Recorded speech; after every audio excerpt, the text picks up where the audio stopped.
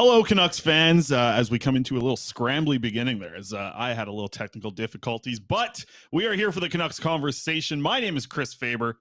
My co-host, Harlan Dial, joining us here on the show as well, filling in for David Belly today. As I'm just technical difficulties up the yang yang. That's my bad. We're good. We're live. We're on it. We're fine. It's all good. No quads today. Harman Dial stepping in. Harm, how you doing, man? Beautiful Wednesday today. We avoided the snow. I don't know, like, I have a lot of friends on Vancouver Island, obviously. That's where I grew up in Nanaimo. And all of the Instagram stories, like, inches of snow, it looks like. Like, it actually really snowed there. We can see a little bit on the mountains back here, but we dodged it. I thought we were getting, like, -7 and snow today or something. Yeah, well, even some of my friends, I met up with them, and a couple of them are from Surrey, and they were saying, and the friends in our group who are based out of Vancouver were like, oh, we avoided the snow, and they're like, not in Surrey. No, it's weird because, like, yeah, I feel like I was thinking about this the other day. I'm like, okay, the fact that Nanaimo was getting so much snow, I feel like they're only like the ferry crossing is only something like 26 kilometers, I think. Like, that's how far it is across that. I could be wrong. Somebody can correct me in the chat if I'm wrong, but they're not that far away. And it's not like they're that much at a higher elevation. Like, when you get to Nanaimo off the ferry, you do go uphill the whole way. So, like, you do go uphill. So I guess there's some sort of elevation there, but I feel like it can't be that different. I was a little surprised. It says Harewood. It's coming down there. That's where I grew up, actually, in Harewood. Surrey as well. Surrey staying strong. So that's good stuff. Good stuff to hear there. Vancouver is just isolated because the trade winds are blowing here. Oh, blowing right over Rogers Arena, just like our camo here as well. Trade winds are blowing. No better man to talk to than Frank Seravalli, who's going to join us here on the show in about 13 minutes time. Excited to get Frank on the show, as we always are. But off the top, I want to mention anti-bullying day. So I wore my pink shirt. It doesn't look that pink on camera. It's a little orange here. But just salmony. Yeah, it's a good cause, anti-bullying day. So I tried to pull out my pinkish shirt anyways. And I don't know if you saw this because, you know, like I've said on the show in the past, you and Quads, same amount of prep. So I can't prep you for these things. But the Canucks Army YouTube channel, Alex, can you pull this up? I want to bring Alex in for this because I know he appreciates it. Alex, did you happen to see the bump on the Canucks Army YouTube channel last night? I did. There was another one this afternoon, so I updated your graphic here. 591 right now. Like to see that. Almost over 160 new subscribers last night. We're catching those. What blew up? Well, I'd send it out. If I was going to give people a David Reinbacher tweet, lots of highlights. If they got us to 555 subscribers, so shout out to everyone. And if you're live here in the chat, check out the Canucks Army account. We got a Connor Bedard tank video up there right now, made by Lachlan Irvin. Great video there. We're going to be posting lots of clips from this show. I'm sure the whole Frank Seravalli interview is going to be there. So we'll have lots of stuff over on the Canucks Army YouTube. It's blowing up. Good stuff. Let's get to 600. Right. Like 600. Yeah, we can get that easy. Yeah, during this show. Yeah, don't leave the show, but do it at the end. I'll try and remind you at the end. If not, Alex, that's the one thing I task you with, aside from keeping the show running, which is obviously a big task in its own right. The other thing, remind me at the end of the show. But you jump right in at the end if I forget to mention it. All right, let's dive into it. Harm, the Canucks sure look like they're playing for a tank last night. Some of the plays that we saw from some of these defensemen, whether it be Tyler Myers, Riley Stillman, some of these goals that we saw last night. And by the way, the Canucks come out of this with 1 point, losing in a shootout last night. But man, there are some plays that happened last night in that game against the Predators where you just think and you're like, wow. I don't know which direction you want to go here. It's like, are they really tanking, or are they really in such need to rebuild this defense core that you watch plays by Tyler Myers last night? It looks like his skates had butter on the bottom of them. Riley Stillman with a horrible read off that faceoff. I just felt like that goal that was scored to make it 3-2 for the Preds right after Kuzmenko scores that really beautiful tip in. I mean, an excellent play by Kuzmenko. He's been really good lately under Rick Tocchet. But that just felt like the Preds were just like, all right, we're done like playing around here. We're going to go score a goal here in the final 12 seconds of this period. And they absolutely did. And it was just like they ran right through that Canucks defense like there was nothing in their way.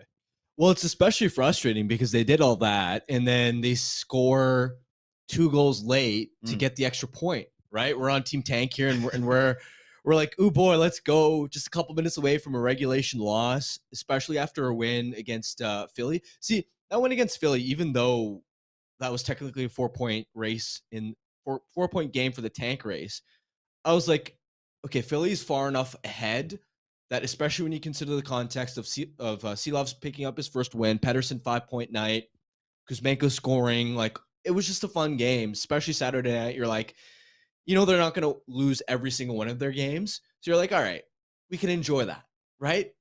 But after a game like that, you were just hoping that that they'd get the regulation loss, but they unfortunately didn't. However, you brought it up in terms of the defensive play, and it's been a consistent theme.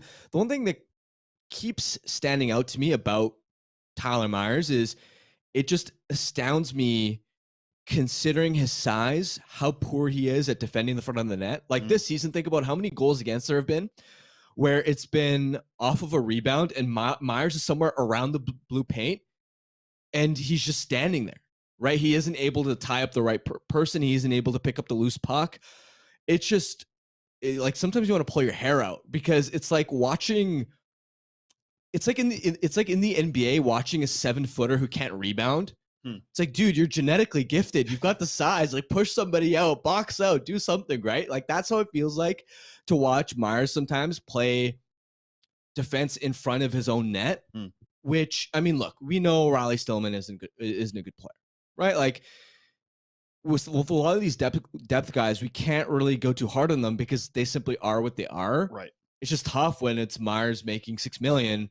Although at this point, you're kind of just hoping, ironically enough, considering how much I've just blasted it, you kind of wanted to see it continue just for the sake of the tank, because since January 1st, and this was before the Preds game, so I don't know if it changed things, but the Canucks had the worst point percentage of any team in the NHL, and it was in large part because Myers and OEL were so significantly underperforming relative to where they were last season. And it's just funny to kind of see the Canucks still pull out a point despite that pair really struggling again. Yeah, I mean, just the plays yesterday. And I see a lot of people in the chat asking, like, can you even trade Myers? Myers made me laugh out loud last night. There was 2 goals where he's behind the goaltender. Like, he was trying to play goalie on one of them. I think it was the second goal against, maybe, where I'm like, he's literally just trying to occupy as much space in the net. It's like he's trying to be Alex Edler out there. And Colin Delly is like, he was out of position at the start of it, but he's backtracking into the role and trying to get back in the net, and he can't actually get into position because Tyler Myers is behind him. Honestly, watching him play defense is very entertaining because sometimes, sure, sometimes it'll work too, where it's like he'll have the long stick and he'll like disrupt the passing lane, but then other times it's like the slip and slide on the 2-on-1 that like works 10% of the time. Once earlier this season, I saw like I think it was on the power play. I'm trying to remember what game it was. Maybe it was against the Leafs, but I just vividly remember like a rebound popping out and Myers literally just like laying out like flat trying to block the shot. I'm like, dude, all the shooter has to do is elevate the puck a little bit. Like, if you're trying to block the shot, shouldn't you like be like going down on one knee or like actually getting in the lane as opposed to like just going down like a log on the ice? Like, some of these moments are interesting. And the other part that the other thing which is sad is that like they're actually like with the puck, Myers can still make plays. Sure. Right? Like sure. He can still skate it. Like, he's not a completely useless player. But you'll see that his point totals have really fallen off, and he's only scored 2 goals combined between this season and last season, I believe. And I don't know if you ever noticed this, but there's at least one time almost every game where Myers will jump up in a play and he'll be coming with the puck sort of like down the slot in a spot where he's got time and space to sort of pick a spot. And then he's just got a muffin right into the goalie's crest. Right. It's like you like start getting excited because you think he's going to get a scoring chance. And I think, honestly, that's a big part of his decline, right? Is like, as much as I have been focusing on the defensive side, and yeah, positionally, there are a lot of mistakes, a lot of net front coverage. A big part of his overall value dropping is that he's not able to translate his skating, his puck handling, his hands, which are pretty good for his size. He's not able to translate that into offense anymore. Right. No, that's a huge cost, because I think when they went out and signed Myers, like the hope, and listen, like a lot of people saw that contract and at the time were like, well, this isn't going to work out well. I think you would have expected a little more than even what it's been like up to this point. And listen, they had a good bounce back last year, right? Like the numbers were improved. He was really season. good last year. Yeah, and not even like it just feels like the consistency of making these just, like the chat said, like laughable errors, right? Like the people saying, like talking about the Bambi moment last night of the blue line, like these type of things, they didn't happen consistently last year. You still saw them here and there. He was really consistent, had cut down so many of the mistakes last season. I mean, OEL and Myers were playing together against the opposition's best players, right? Matchup minutes. Quinn Hughes wasn't doing it because they wanted to free him up a little bit offensively. And that OEL and Myers pair was essentially break even in terms of shots, scoring chances, goals, which is really freaking impressive when you consider the infrastructure around them. And it was a big reason why last year the Canucks took a step forward at 5-on-5 and why they were so competitive. And it's their regression is why this defense is kind of falling apart, because last year, at least, we knew it still wasn't good enough, but it was still able to like hang on by a thread. Yeah. It felt like at points where it was like, it wasn't always a tire fire, as opposed to this season. It's just felt like the blue line's consistently been it was another thing about last year when Boudreau came in, how many things bounced the Canucks way, right? And this year's going to be completely the opposite. A lot of things have bounced in the other team's direction. And that makes a huge difference in little things like, how a defense pairing that plays together is like throughout the season. If you're getting that many, I don't even want to say bad bounces, just like bad outcomes from how the process has been leading up to. Last year, you didn't get as many of those. So it kind of, I think, sheltered a little bit of what that pairing actually is. And you're seeing that this season, what that pairing actually is when they're not getting all the good, and I don't want to say bounces, but just all the good outcomes from these situations that they're put into. You're not seeing any of that this year. True. Although I still think they were genuinely playing well. Like, I don't know what it was. Like Myers last year, he never got caught pinching. He was rarely turning the puck over. He was rarely out of position and making bad reads. We know that he has limitations in terms of sort of defending the rush, and not that he gets, not that there are highlight reel goals against him on the rush, but just in the sense that he isn't able to gap up tight, and so there are a lot of controlled entries against. But despite that, there just weren't, too many like catastrophic breakdowns. And if you remember when Boudreau first came in, he was asked about what players on this roster have surprised you, and right off the bat, he had mentioned Hughes, just in the sense of like, not that he had surprised Boudreau, but just in the sense that he felt that Hughes was underrated around the league. And then the second player was Tyler Myers. Yeah, that's right. So it tells you that, like, how stark of a contrast it's been compared to last season. No, it's true. It's been a tough year to watch for Tyler Myers. And somebody asked in the chat, it's a good question here, I guess. Like, can he actually be dealt in the offseason? And are you retaining half? You're making him a $3 million cap hit at that point in a position of need. Like, is he still valuable for a return at $3 million if you're holding on to half next season? Honestly, from my perspective, is kind of like when I look at the offseason, first of all, the timing is going to be interesting in terms of whenever his bonus is paid out, because he becomes, Canucks should eat that bonus payment, because after that, I believe he's only owed $1 million in salary. Right. And he becomes way more attractive for teams. Now imagine at $6 million in the offseason, the way he's playing right now, I'm a little bit skeptical that the Canucks would actually be able to get a good return, or even be able to shed the full $6 million without sort of like taking a bad contract back. So the way I'm almost thinking about it is, you don't have, like, your right side is already so thin for next season in terms of, like, we know Schenn's out the door now. Like, Bear hasn't been signed yet. We don't know what his future is like. I almost wouldn't even mind if I was in the Canucks' position, knowing that being competitive next season isn't your top priority. I'd almost be like, you'd have to weigh the benefits of trading him in the offseason versus, could we squeeze a better return at next year's deadline where you could retain then, and is he worth a lot more then? Very possible. You'd have to, like, I think you'd have to really think about that, because, I mean, in an ideal world, if you could get rid of him for a decent return in the offseason, you do that right away, so you have the cap space to use and do whatever you want with it. But next season shouldn't be one where the Canucks are trying to push for the playoffs anyway. So in that case, why would you not just want to do just be a little bit extra patient to maximize the asset value and the type of return you could potentially get. Speaking of returns, let's get to Luke Schenn a little bit, because got sent back to Vancouver from what Rick Dhaliwal was reporting, trade reasons. Where do you think this return is going to go? And we'll be joined by Frank Seravalli in just a minute here to dive into this even more. Third round pick's the thing that's kind of the standard out there.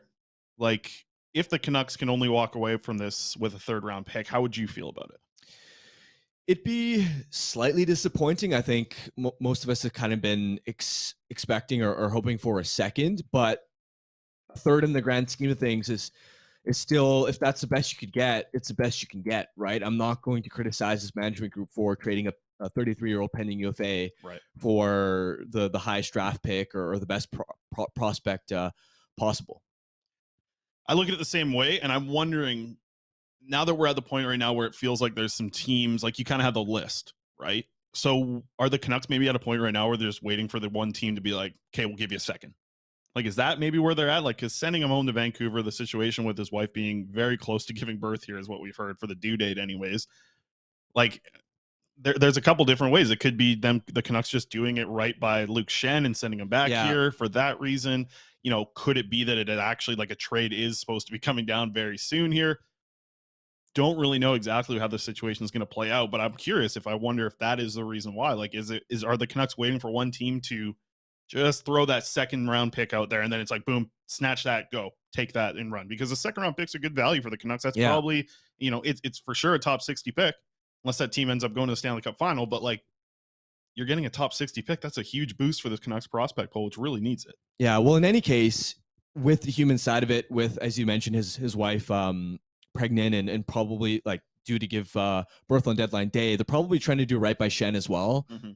Like, if you're in the Canucks' standpoint, a veteran who's been so good to your franchise, it's probably better to move him ahead of the deadline and you know, let him hopefully get a chance to move and get settled and sort things out logistically in advance, as opposed to letting him sort of hang and wait right till the absolute last minute on deadline day. Yeah. So I think, like, in my head anyway, I would guess that that's part of logic as well, is just trying to do right by the player. Any thought from you? Because I have this feeling, depending on the prospect, and I listed a few the other day that I thought were kind of interesting in the range that we've heard talked about of 18 to kind of 22. And I looked at a lot of players in that age group in the AHL, and I saw a lot on Tampa Bay. I saw some on Boston. I saw some on Calgary. These teams that are rumored.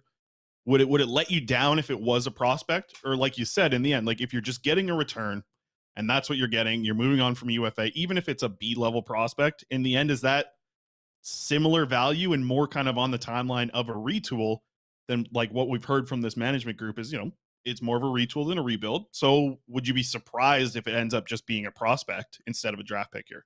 Because the natural move here with this type of player is a draft pick, right? Like, this is a draft pick trade, but would it surprise you if it ended up being a player? It would not surprise me, just because you have to also look at contenders and what assets they have. A lot of them have already dealt seconds and thirds, right? So it would sort of depend on who's really in on him. And I mean, if you're in the Canucks' standpoint, if you're able to land, you know, let's say a 20-year-old prospect who's the equivalent of a second round pick in terms of his present day value, or you know, whether it's even a third round pick, somewhere around that sort of range as a B prospect, that, like, you know, that's totally fine as well. I think the preference would probably be the draft pick straight up, because it's a lot more flexible.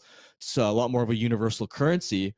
But I mean, if the prospect is good, the prospect is good. We do have a trade to announce. The Vegas Golden Knights have acquired Dyson Mayo from the Arizona Coyotes in exchange for Shea Weber and a 2023 fifth-round pick. Looks like I guess that helps the Vegas Golden Knights for some cap space in the end, right? Because I guess that helps with the LTIR. I don't know. I'm not the bright guy here, but I guess this is clearing up some cap space here for the Vegas Golden Knights. So we do have a trade to announce. It's not of the Luke Schenn variety like we thought we were going to get just yet, but we'll see if that happens live here on the show. Do we got Frank? Do we got Frank there, Alex? No Frank yet.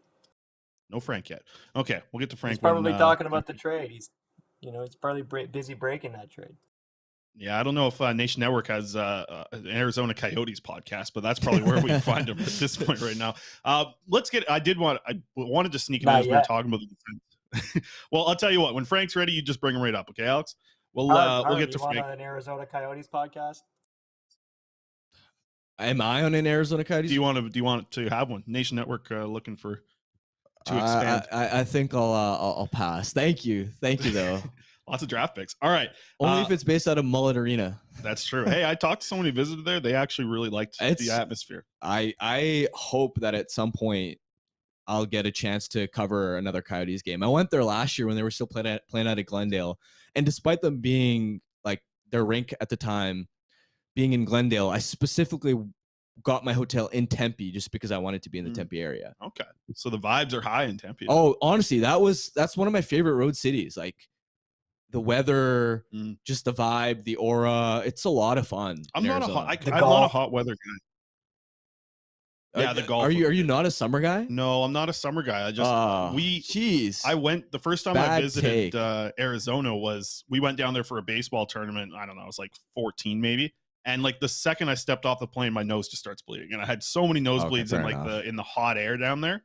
Well, and I heard there's tarantulas down there. I heard rumor on the street. You got tarantulas. Was that in the summer though? Yeah, it was summer. Okay, yeah, so I ended up going probably would have been March maybe. Okay. March, early April. So the weather was still really nice. Yeah. Okay. It was actually really hot though. I'm not gonna lie, but I don't mind the heat. All right. I can understand why it would suck in the summer. Yeah, it was not ideal. Then you go out and you're playing baseball in it, like the hot heat on the turf. Yeah, I understand. I wasn't like, I was taking, I was like every 10 minutes I was walking, I was like, oh, I'm taking a break to find some shade here. Damn. We were at the Tucson Mall a week after a politician got shot at that mall. It was quite the weird time. Okay, I can understand why. So like the vibes for me in Arizona were a little different. I wasn't sitting poolside posting Instagram stories like you always do. One guy I did want to bring up as we talked about the defense core off the top. What are your thoughts on Christian Wolanin so far? I've seen him play a ton in the AHL. I thought that he looked like an NHLer playing in the AHL.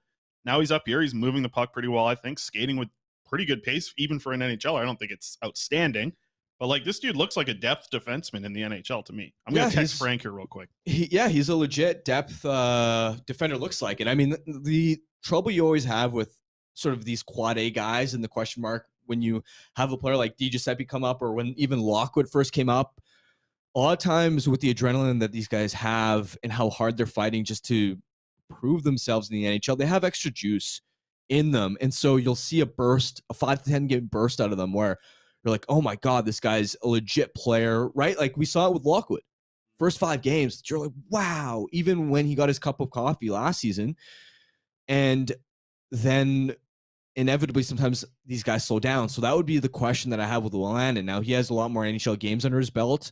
The fact that he has poise with the puck, I do like, but it's the same sort of thing that I've been thinking about with DiGiuseppe is I think this guy could be a legit NHLer in a sort of depth capacity, but we'll need to see a larger sample size to prove that this isn't just a short-term boost that you're getting because of the stakes, because of the adrenaline, all those sorts of things. Especially the one concern I still have, and I know you mentioned the pace hasn't been too much of a concern right now.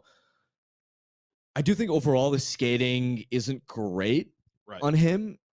So that's what sort of concerns me still a little bit, but it's interesting. And it brings me to the idea of what do the Canucks do in the offseason with someone like Travis Dermott, right? $1.5 million qualifying offer for a team that is trying to be as efficient as possible with the cap because of some of the other inefficient deals that they have.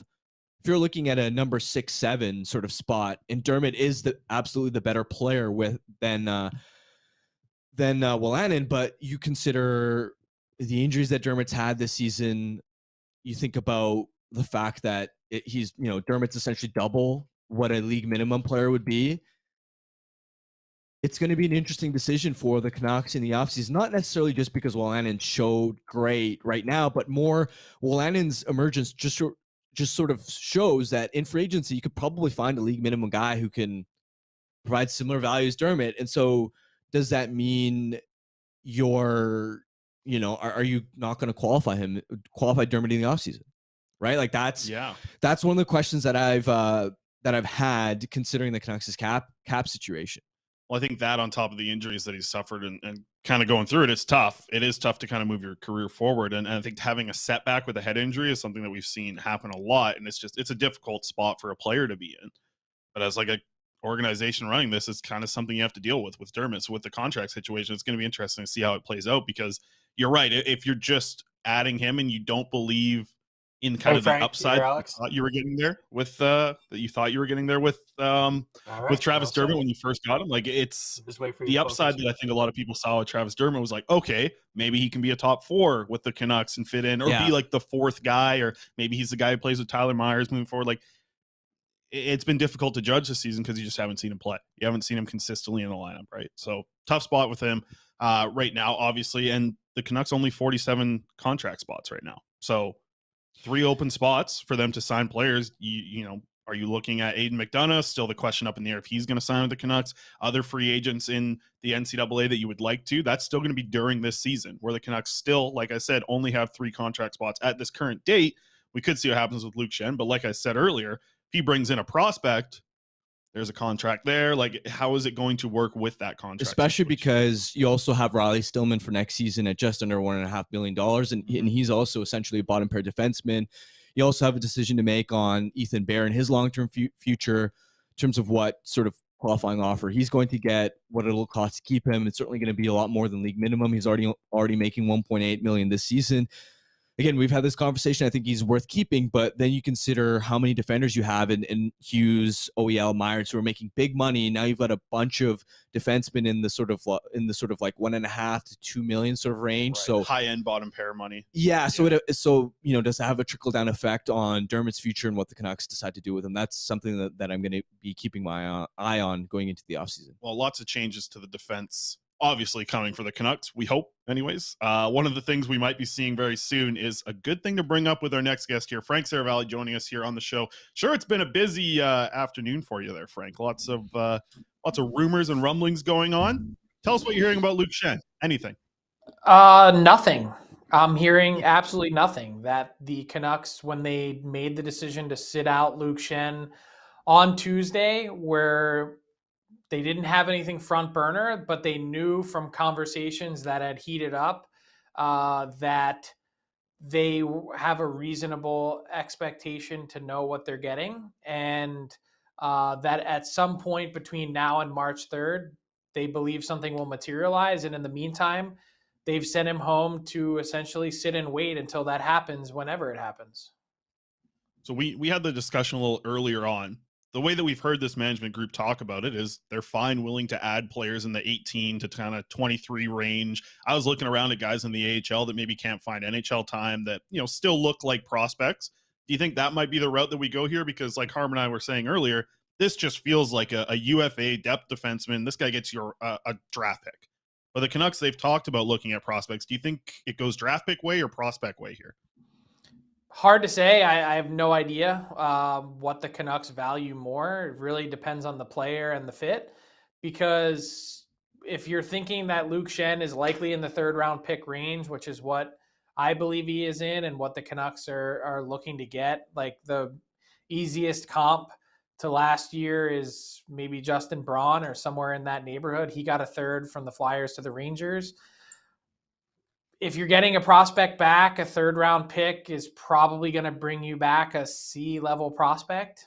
So it's a long shot whether that player makes it. But I think if you're dealing with a prospect, I'd always choose the prospect every time, because the player is invariably older, and at 20 or 21, you can make a more informed decision than you can with an 18-year-old. So I understand the want to go the prospect way, and I don't think there's any harm in it. I just don't know what they end up choosing, because they may value the 3rd round pick more. Hey, Frank, there was some talk over the weekend about the idea that perhaps a couple teams have been, you know, considering the idea of checking in with the Canucks on JT Miller. And a lot of the conversation has obviously been on the contract and could you move that sort of money, but more specifically to the Canucks side, what do you think, where do you think management's at in terms of how they view Miller as a piece and what even their willingness is? Because there's a big difference between, you know, for example, if they're motivated to just offload the contract for whatever they can, and, you know, that would be their primary motivation, or whether they still view him as a sort of core piece and, you know, someone that they're, you know, maybe listening on, but that it would take a big offer, which likely wouldn't come considering his contract. Harm, to be totally honest, I don't have a real sense of that one way or the other, because I think really what the Canucks are trying to answer is what's the easiest and most efficient way to get salary cap flexibility, and how do we achieve that based on the pieces that we have. And so I think each player sort of has a price tag in the asset allocation department. And then there's also that part of it that's connected to it of like, there's real value here in the freedom and flexibility that creates. And I'll give you an example. What do you mean by that? Well, the example is the San Jose Sharks and Erik Karlsson. They're, based on the way these talks have unfolded and the ask from the San Jose Sharks to other teams, that 3 first-round picks for 18 to 20% of Karlsson retained, is an example to me of a team that is not properly valuing the freedom and flexibility that moving off of Karlsson's $11.5 million deal for the next 4 seasons and what that creates for them in their cap. So when it comes to, you know, sifting through all the different options that the Canucks have, whether it's Boeser or Garland, or whether it's one of the defensemen that you have, or, you know, JT Miller, they're in a spot where they're going to have to make a decision. Do we value the player and what he brings to the team more, or do we value the contract and being off of our books more? And where is that sweet spot that exists between those two things to really maximize what we're looking to get? I would say the biggest thing with Miller is that it's just more timely than it is the other players. I think they still like him as a player, and I think the calculus is really going to come in for Miller in the summer of, is there a team out there that would have been willing to sign JT Miller at that term and at those dollars on July 1? And if so, the problem is for the Canucks that team would then not only need to pay that money to sign the player on July 1, but they'd also need to give something else up in order to bring him in. And that's where the situation begins to get really difficult for Vancouver, because it is a large commitment to make. And then to not get anything back for this piece that you, or get something small back for this piece that you viewed as, you know, as recently as a year ago, one of your core pieces, that's really difficult. Frank, we view Brock Boeser a certain way here in Vancouver. We've seen him kind of be the first shining light as this team started to rebuild away from the Sedins, obviously. He's had some up and downs here in Vancouver, obviously. What's the view outside of the market on what this player can be, and if teams are actually going to be actively going after him in the trade market? Well, the view is that he's someone that clearly has skill. And what's been enlightening to me has been the point production this year, not so much the goal scoring. Like, he's not been known as someone that's a facilitator who can pile up points and assists. That has sort of, you know, opened my eyes. And as much as you might want to knock Brock Boeser for the scoring falling off, and we know what is more important, the goals or assists, when looking at his game, he's still on pace for like 60 plus points. And his value is a little bit out of whack relative to his contract, but not in a hugely significant way. The thing is, teams are looking for scoring wingers that are going to be finishers.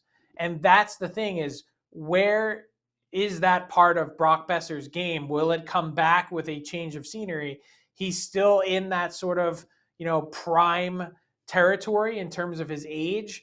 And I think everyone's, you know, in his camp, even the Canucks are like desperate for this change of scenery to see what happens. So I reported, I guess it was like 10 days ago now, that the Canucks are willing to retain.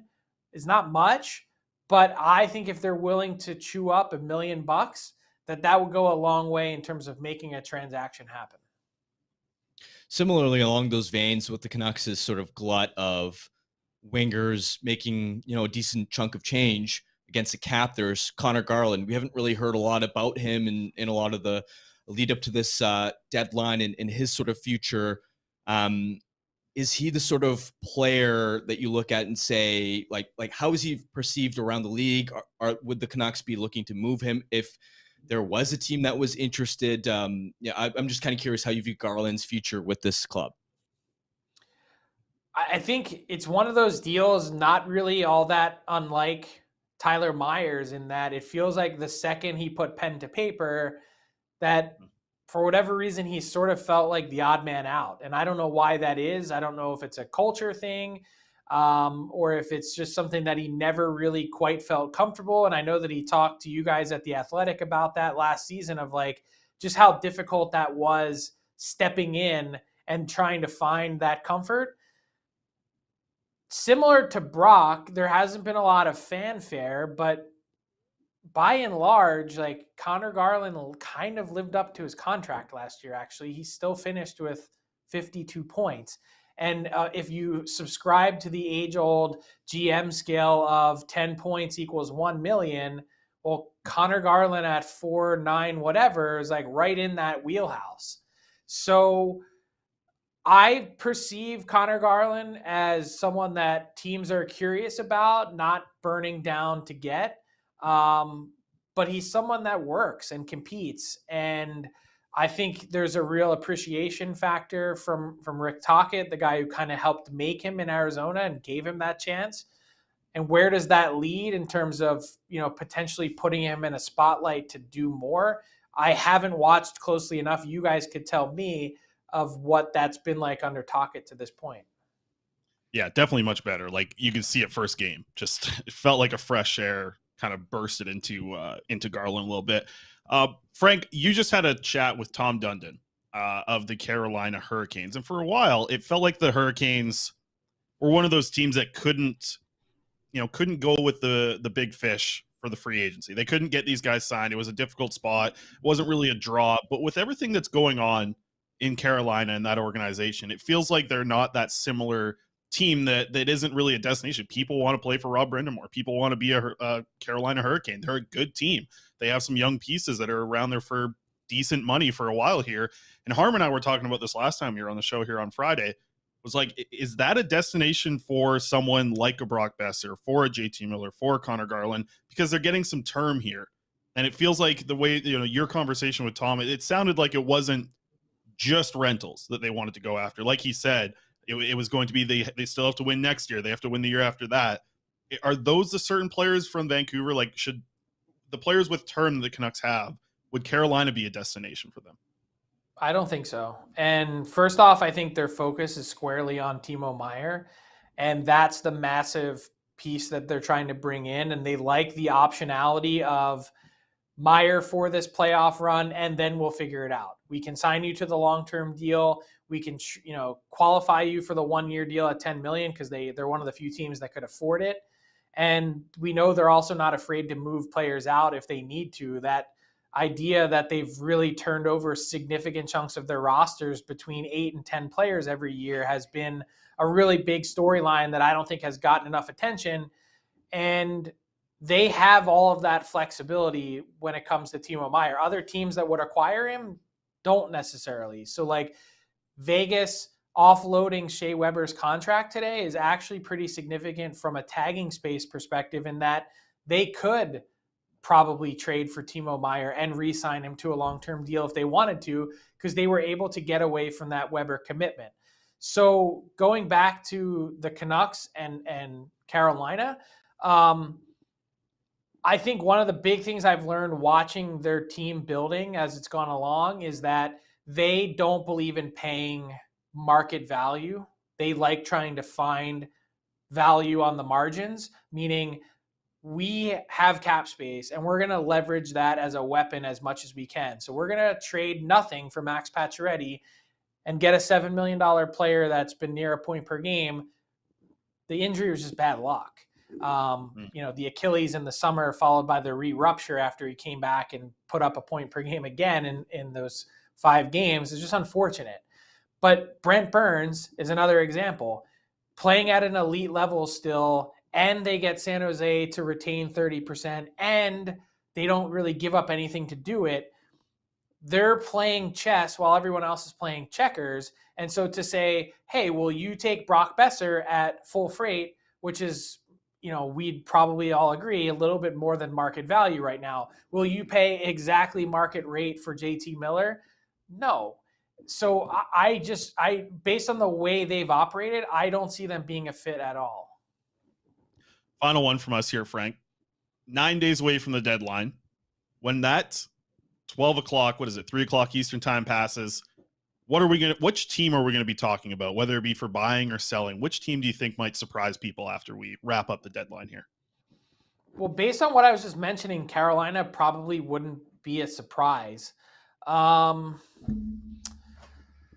got to think. I got to look. You're making me look at the standings to think of which team might be a surprise. Like, I think when you consider the market, like, especially depending on what happens with Kane and if Meyer goes first, like, you will have seen a lot of difference makers be depleted and moved off of that board to the point where you're either going to have a ton of activity for teams that feel like it's a buyer's market and that they have some significant value propositions based on the lack of market and interest, or you're going to see a spot where not a lot of guys move because they're saying, I'm not giving up assets to add this player that may or may not be a real difference maker for me. I'll tell you one team that we haven't talked a lot about. I'll actually give you two. The Colorado Avalanche. I don't think anyone has a clue what they're up to. And I'm really curious to see how aggressive they're going to be. Those injuries have been crazy. Cale Makar out again, yet they've won 3 in a row again and are still right in the thick of it and could win the Central. And the Dallas Stars, the team not just atop the Central, but just trailing Vegas in terms of points percentage. I think they're another team that's going to be pretty active trying to add. So I'd keep an eye on those two teams as sort of wild cards that are right squarely in the mix that we haven't talked a lot about because we don't really have eyes on it. Well, Frank, we know you're going to be active on deadline day. You guys got the big show over there at DFO, so we're excited for that, and we were excited for you joining us here. Thanks a lot, Frank. Thanks, it was fun, guys. Take care. See you, Harm. See you, Faber. See ya. There's Frank Seravalli right there joining us. A lot of talk about the Canucks and their trade targets. I don't think there was much big that changed the way that Frank reported there, right? Like, nothing surprised us there. We tried a few things and asked him about Brock Boeser, JT Miller. It doesn't sound like the market's too hot on both of those players. Luke Schenn, the market we know is hot. We know that's coming. Yeah. But Brock Boeser is going to be a difficult trade because I always look at Boeser and I say, okay, at $6 million, it's kind of like Frank said, like, you're not far off from market value. I mean, I think every team in the NHL would be comfortable with a $4 million Brock Boeser, I think, right? Like, a lot of, I think I'm right there. I think if the Canucks are retaining $2 million, every team would likely want Brock Boeser at $4 million. It's just going to be, what's the return like for him? And we've heard that the agents involved was trying to get a deal done. Ben Hankinson, man, it's just like, we want a fresh start for this guy, but I think the Canucks at the same time, the organization still wants a decent return for trading Brock Boeser. Well, the other thing that was interesting and important that Frank brought up is that a lot of teams that want top 6 forwards are looking for a sniper. Good point. Right? And that's an aspect of Boeser's game where we've seen him put up a lot of points, but especially at 5-on-5, you look at his goal scoring rate, it's been pretty disappointing the last few seasons. So you look at a team like New Jersey, right? Like, they want top 6 player. They want someone who can finish next to Jack Hughes, right? They want someone who can, whether it's with Hughes, whether it's with Hischier, more likely with Hughes, someone who can just put the puck in the back of the net, bury chances. And you watch Boeser, whether it's been this season or last season, he just doesn't have that same clinical finishing ability, even though he's rounded out the playmaking side and provided value in that way. Carolina, again, right? Like, what's been their sore spot? It's that lack of an elite goal scorer. Brock Boeser can provide a lot of value, but he's not that elite goal scorer, even if at, let's say, $5.5 million, $5 million, whatever you want you'd retain up to, you'd look at that contract and go, okay, that's fair. But does he fit the exact need that a team is looking for? Now, in having said all that, I still think that if you retain a bit on Boeser, that there's enough intrigue there. There's enough scoring history earlier in his career that you could probably move him. I'll definitely feel a lot more positive about that than I do about Garland. Yeah, I do too. And I think the contract, the length is obviously different. The age is kind of a little bit. They're similar in age, actually, only maybe a year apart, maybe 2. But yeah, it'll be interesting to see how it plays out. Good to get Frank on the show, as it always is. You want to touch on the roster moves real quick? Can we get that graphic up here, Alex? Just the roster move that the Vancouver Canucks made today. Patrick Allvin announced that the following moves have happened. Phil DiGiuseppe has been assigned to the AHL. Well, a little bit of surprise here, because I just talked to him on Monday, and he said he's been playing horrible. That is his quote. Aatu Räty told me he's been playing horrible in the AHL with just 1 assist in 8 games. He gets recalled from Abbotsford, coming up to the NHL, as well as Guillaume Brisebois coming up here. Are you surprised at this one? Yeah, I'm surprised for sure. What surprises you the most about this roster transaction? Räty. Because with DiGiuseppe, you can understand that they're trying to maintain his waiver eligibility. Even though he's played really well, like that's a bit of a surprise too still, is like, I mean, why not just keep him for the rest of the season and kind of see what you have? But it's like whatever, right? Like at the end of the day, they're loading up that Abbotsford team, man. Like it seems like the organization really wants Abbotsford to go on a run.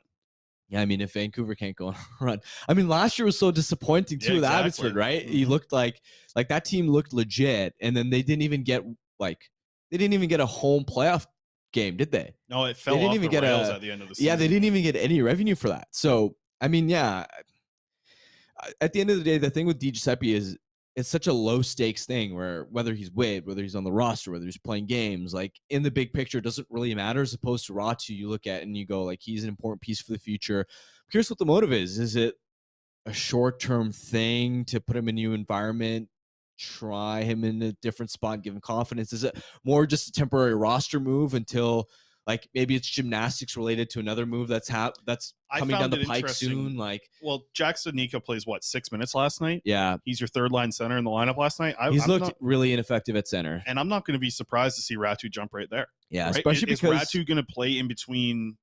Who's it going to be? Connor Garland and Brock Boeser on the third line. Like, you're putting him in a decent spot to produce offense there. Especially because he was decent at the NHL level for the Islanders. I know he only had, I think it was 2 points in 9 games. But 1 goal against the Canucks. Yeah, but the way he was playing was a lot better than the point totals would indicate. Sure. Like he looked, he was holding himself. He looked like he belonged at that stage. So I wonder if, I don't know what their motive is. I'm curious to see what, how this unfolds. Yeah, I think it's been a difficult adjustment for him in Abbotsford, obviously, the play on the ice as well as adjusting to a new city. And, it's not like he shows up here and has a house presented to him either where he can, chill out, make home cooked meals and everything. Like he's here, and it's been a hectic little bit with Abbotsford on the road so much as well. It's not like he's had a lot of practice time. So I wonder if that's leaning into it. Like it is obviously more comfortable when you're an NHLer than it is being an AHLer. I'm wondering if that's something the organization is doing here with like, hey, let's make this landing a little bit better. Even though you're going up against harder competition, you're up in the NHL, it's tougher. But I think the away from the rink stuff, it's got to be more comfortable in the NHL, just with how they treat you as an NHLer compared to an AHLer. So I think that might play into this little recall as well, is getting Räty a little bit more comfortable, maybe a little more confident, giving him that chance at the NHL level. So we'll wrap up on that. Got a lot of stuff to get to tomorrow on the show. Alex, I will bring it up. I remembered it myself. Head over to the CanucksArmy YouTube channel. We're just approaching 600 subscribers, so that's very exciting for us. I hear the rumor on the street is once we get 1,000, that's when we move over there. And I thought that was going to be very difficult, but we had a good day yesterday, though. Like I said, we almost gained 200 subscribers in the last 24 hours, which is incredible. So I think once we get to 1,000, that's when we can get this show over there. It'll just be all Canucks content. None of that Oilers crap here on this show, even though you get all that on this channel. But we want to get the CanucksArmy stuff over there. We want to get the show there, so we got to get to 1,000. Still a ways away. If you have a chance, it's in the link is in the description. You can head over there as we wrap up the show here. Head over there, give it a subscribe. We appreciate it, and we'll get all that Canucks content just on that YouTube channel.